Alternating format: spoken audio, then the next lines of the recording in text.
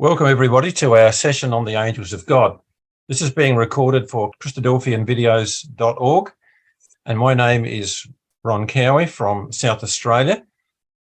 We're now going to move on to a continuation of this subject of the angels that surround us, and particularly, as we said, to appreciate how God sends them to work in our lives. And we're looking at that third aspect at the moment in our consideration of the angels. So how does God work with the angels in our lives? Well, today we're going to look at another one of the patriarchs particularly, and this is, of course, Jacob. Now, Jacob was a man who ended up wrestling with an angel and had an angel face to face like no one else ever had, perhaps, in the art of wrestling with him. But Jacob is a great example because Jacob's life was not a trouble-free life. Now, in Genesis 28 and verse 13, we have a remarkable verse that we just need to correct from the authorized version. And you can pick it up in the RV, and other translations also pick this up. So in Genesis 28, when Jacob is leaving home on his way to Padan Aram to find a wife, he makes a pillow of a stone at Bethel. And he has this dream about the angels of God ascending and descending on a staircase to heaven. And again, just notice that the top of it goes to heaven, the angels ascend and descend. So their actual regular place is on the earth. So here is Jacob sleeping. And then in verse 13, reading as it should be in the Greek and as the RV corrects it, behold, Yahweh stood by him. And there again is your standing by. And later on he says in verse 15, I am with thee in all the places whither thou goest, I'll bring thee again. I will not leave thee until I have done that which I have spoken to thee of. So it was absolutely clear that this angel was there to stay with Jacob all the way through his life, never to leave him. I will never leave thee. So we have this promise of angelic guidance that was given to Jacob on that occasion. Now notice what it says there. I am with thee, and I will keep thee in all the places whither thou goest, and I will bring you back to this land. When God gave the angel to Israel in the wilderness, he said to Moses, behold, I sent an angel before thee. He shall keep thee in the way and bring thee into the place promised unto the fathers. So again, that's what the angels are all about. They are to watch over us, to guide us, to bring the things happen in our life, to develop our characters. But in the end, their work is to bring us into the kingdom of God, when the whole family of God shall become one. So the angel's work is to be with us and to make us ready for the kingdom. And Jacob was on the beginning of his life's journey. So we're not going to deal with the whole life story of Jacob, but just noting some of the times when angels were directly and openly involved. In Genesis 28, we have the promise of angelic care through his life. There was a whole period of perhaps some 40 years where he was in Padan Aram under the tutorship of Laban, getting his two wives, having a large family, increasing his herds. And all of that time, there was virtually no appearance of angels. There were miraculous things happening, like the increase of his herds that we read about in Genesis 29:30 around that time, where there was a dramatic, unexpected genetic casting towards whatever Jacob was collecting. So again, the angels were working behind the scenes. Jacob perhaps thought that it was his wit and his cunning that was doing it, but for many years, he went through a lot of agony without any direct connection with the angel. But when we come to Genesis chapter 31, when the time has come for Jacob to go back to his homeland and to leave Padan Aram and to leave Laban, he has now a vision, a revelation about what has been going on. And the angel says to him, Jacob says in Genesis 31 verse 5, he tells his wives that Laban's countenance is not very happy anymore. Laban's seeing his flocks diminished and Jacob's increasing. And then he explains that he's actually had a vision. And he says in verse 7, God, or the Elohim, has suffered him not to hurt me. And he actually then recognizes that the increase of the herds has not come through his own wisdom or cunning. It had actually come because God had been directing the genetics of that flock. And you get this angelic blessing being revealed. It goes right through this section where he actually Jacob acknowledges that God has been protecting him all along. Well, then he sneaks away, and then of course Laban goes after him. In verse 24, Elohim came to Laban the Syrian in a dream by night and told him not to interfere with Jacob, not to harm Jacob. So again, the angels are protecting him from Laban. And then we come to chapter 32, verse 1 and 2. And I want to deal with chapter 32 quite a bit today. But again, we find in verse 1 and 2, Jacob went on his way and the angels of God met him. So here is an open revelation of the angels. And when Jacob saw them, he said, "This is God's army." That, of course, ties up with what we've heard about the angels being the army of God. And he called the name of the place Mahanaim. So Jacob now gets a revelation of a tremendous company of angels, and they would have been right in the sky all around his campsite. And he actually said, Mahanaim, two camps, my camp and the angels' camp. And he was wrong. And that had to be brought out of him through this chapter, because it was one camp. It was the angels and Jacob in one camp. And that's how it should have been. And that's where David gets the word from. The angel encamps around those that love and fear them. But this is taken straight from Mahanaim. And here's Jacob seeing God's host all around him, because he's going back to now face up Esau. The last time he saw Esau, Esau's face was a picture of absolute rage and determination to kill Jacob. And we're going to see how that this is sorted out. But I want you to come to Genesis 48, verse 15, because on his deathbed, after a long life of trouble and strife, Jacob says this in the blessing of his sons. He blessed Joseph and said, Elohim, before whom my fathers Abraham and Isaac did walk, the Elohim which fed me all the day long unto this day. And my interpretation of God there as Elohim is correct, because verse 16 says, the angel which redeemed me from all evil. Bless the lads. So you can see there that Jacob is talking about how God worked in his life through the presence of that angel, the angel that redeemed him. Didn't save him from trouble, but actually brought him through it, preserved him, and actually gave him much hope at the end of his life. So Jacob's supreme confession of faith was that I can now see the angel has been with me all along, even when I felt I was alone. So that's the little summary of the angels in the life of Joseph. But notice that there's a long gap. There's a 40-year gap between leaving home and when the angels work on his coming home. Now, Jacob went through many family struggles.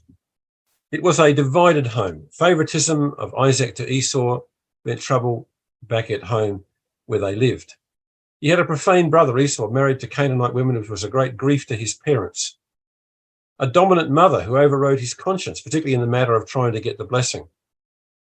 Esau's hatred and threats of murder. You know, Esau was waiting for his father to die, and he was going to kill Jacob straight away. And so he was exiled way away from home to be away from the danger of Esau.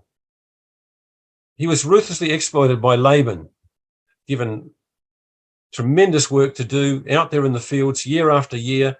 And Laban, of course, was the master crafter of extracting every last penny and constantly changing his wages all the time. Bitter disappointments, given the wrong wife, then finding that Rachel was barren, bickering amongst the wives, the death of Rachel, evil sons. But you got to look at what the record says in chapter 38 about Judah and his evil, to see what sort of evil sons were around him. And even Joseph had to tell his father of their evil report. Then we have the case of Dinah at Shechem, defiled by the prince of Shechem. Jealous sons, who were jealous of Joseph. The fear of the Canaanites after the destruction of the Shechemites. The loss of Joseph. The famine that then came upon them in the land. The loss of Simeon to Egypt and the threatened loss of Benjamin. No wonder Jacob could say at that particular point, all these things are against me. He had a very, very troubled life. And that's just to mention a few of the things that went wrong in the family of Jacob. But it just shows you that even though the angels are around us, it does not take away the struggles of life. And that was something Jacob had to learn, that God was working, even though he went through many, many tribulations. Again, Brother Roberts, just repeating that, trouble is often a preparation for good even now. And Jacob had to learn that lesson as much as Joseph did. So what God does here in chapter 32 is he actually opens his eyes, just like Elisha and the young man at Dothan. They were going to see the angelic host all around them. And Jacob now sees this tremendous company of angels completely encircling his camp as he goes to meet his brother Esau. And his eyes were open to see that. Now, Jacob is greatly concerned. He has enormous herds now to worry about. In fact, the present he gave to Esau, the present he sent before him, just as a token or a gift, was 588 animals, which gives you some idea of the quantity of animals that must have been coming down from Padan Aram as the possession of Jacob. And so he divides his company into two bands or two groups and sends them in different directions, just in case Esau should try and slaughter one, the other might survive. And he's in greatly distressed over what's happening. And he called it this the day of his distress, because he knows that Esau, when he last saw him, was determined to kill him. And Esau, he hears, is coming with 450 men. And coming as they were from down south in Edom, they would have been riding upon camels. They were a very, very dangerous force. They were all armed men. And Jacob is now greatly afraid and greatly distressed because of the fear he has for his family and his flocks. Now, his obsession with Esau's face, you can imagine that for 40 years he'd had this picture of the angry, twisted face of Esau that he last saw. And in Genesis 32, verse 20, we have part of his prayer where, and I'm going to get it translated here as it is in the literal Hebrew, because the Authorized Version translation has lost a lot of the power of what Jacob prayed. And he said this, for he said, I will cover Esau's face with the present that goes before my face, and after it I'll see his face, and he will accept my face. And that's literally what the Hebrew has. So all Jacob can see is the fact that he and Esau are going to come face to face, and it's going to be a very dangerous confrontation. And so even in this prayer, he and all this things he's doing in setting up the different herds and flocks and camps and groups of people is all about trying to appease the face of Esau. And he's looking in the wrong direction, and God has to show him that. So when he's done all the things he can do, he then begins to pray. And as he prays through the night, he comes and an angel comes and wrestles with him.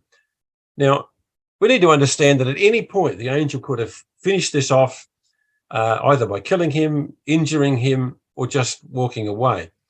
There was no lack of strength on the part of the angel. What the angel did was to make Jacob wrestle to hang on to him, because it had to take most of the night. Jacob had been praying into the middle of the night, and the angel kept him there until the morning. In fact, the angel actually challenged him, said, the morning's coming, you better get going. Are you going to go back to your natural devices, your natural instincts, your planning, or are you going to stay here with me? And in the end, Jacob was forced to say, no, I'm going to stay with you. I will not let you go till you bless me. So God is making Jacob realize that his dependence is upon the angel, not upon his own wit and wisdom and cunning. And that's something which we must all learn, is that even when things seem to be desperate, we must lean upon God and stay with God and to hang on to the promises God has made to us. And Jacob says, I will not let you go unless you bless me. Well, Hosea comments on this. He says, in his manly vigor, in other words, as he came to maturity in his spiritual thinking, strove he with Elohim, he strove against an angel and prevailed. He wept and made supplication to him. He didn't defeat the angel. He prevailed over himself. He prevailed over his natural instincts to go and to plan and to do cunning things and to try and appease Esau with presents. He won the battle because he actually matured to the point where he relied upon the angel. And so he stayed with that angel until he got the blessing and the assurance that God will protect him from Esau. So it's a wonderful thing, isn't it, that happened? Well, his mature conclusion is this. I've got to look at God and not at Esau. Jacob called the name of the place Peniel, because it's called the faces of Ale. For I have seen Elohim face to face, and my life is preserved. So I am saved. I can be sure now that everything's going to work out okay. I won't be killed by Esau, because I have learned to stare into the face of the angel and not think about the face of Esau. And he's now matured, as Hosea said. He's actually prevailed over his natural instincts. He's now matured spiritually to rely upon God. And so he called it Peniel. Well, the angel worked it out, didn't he? When Esau and him meet, as the proverb says in chapter 16, verse 7, when a man's ways please Yahweh, he maketh even his enemies to be at peace with him. And the mature Jacob, when he finally catches up with the camp, finds that Esau is in a very friendly mood and that the fear that he had was completely unfounded. And Esau doesn't even want the presents. So, isn't it amazing how God can sort these things out? And that's how Jacob learned his lesson, to rely upon God and not upon his own natural cunning and wisdom, which is what Jacob's problem was all along. So it's all about character development. He was put through all of those life struggles, all of those difficult situations, all of that fear and distress, all of that. The angel was completely in control. He would never have been put to death by anyone, but he was preserved. But in the process, his character was developed. And that's what God is doing with all of his children. So we can learn a lot from Jacob. Now, this is a quote from the book Wrestling Jacob. And this is given to you because I think it's one of the best summaries I've ever heard about what Jacob can teach us. There are many Jacobs in the service of God today. Many who have received clear, gracious, divine assurances of the forgiveness of sins, of unfailing heavenly care and guidance, and of ceaseless angelic concern for all their affairs, and yet who live as though convinced that their own wit and wisdom and scheming and contriving are worth more than anything that the heavenly minister can achieve. It is enough to make angels weep with disappointment. Yet happily, with some, the day of realization comes, as it did for Jacob, early enough to transform a life of assertive self-independence into a pilgrimage of faith. And this meeting with the angel in Genesis 32 was the transforming point from the life of Jacob to that self-dependent, cunning, scheming person that he was born to be, to a pilgrimage of faith the rest of his life. And so he could say, the angel that redeemed me through all evil, bless the lads. So Jacob is a great example of God working with us and actually working in the life of Jacob in such a way. So again, Robert Roberts, all natural things are not divine. And there are many things in life, as we know, that God is not particularly concerned to interfere with. Few of them are. If we cannot make out which are and which are not, we need not be concerned. Sufficient that God may be at work when things are apparently natural. It is ours to conform in all modesty to what God has required, without reference to the indeterminable question of where and when he works during the present walk of faith. And some people spend an inordinate amount of time trying to work out providence in their lives and to actually even put God to the challenge by saying, well, if this happens, then I'll do this. No, that's not how it works. God is working a work in us, which sometimes involves things going wrong, sometimes things in our lives being very hard to understand. It's all about sealing the servants of God. And we shouldn't spend a lot of time trying to ponder on whether or not God is working at any particular point. There may be just natural events that God is allowing to happen. Other times, God will change them to his will and purpose with us. What we've got to do is to be more concerned about conforming to what God has required of us, and that is to live a godly life and to follow the example of his Son. And in doing that, God can then work in our lives in ways perhaps unseen to us, and perhaps only at the end of our life will we appreciate how much God has actually done. Brother Roberts, to conclude, Jacob illustrates plainly the angelic nature of what we call providence, giving affairs an intelligent bent this way and that as occasion requires without showing his hand. Remember, there was 40 years where there was nothing evidenced. Where the angels do not operate, providence is not at work, but affairs are left to work themselves out on unnatural principles.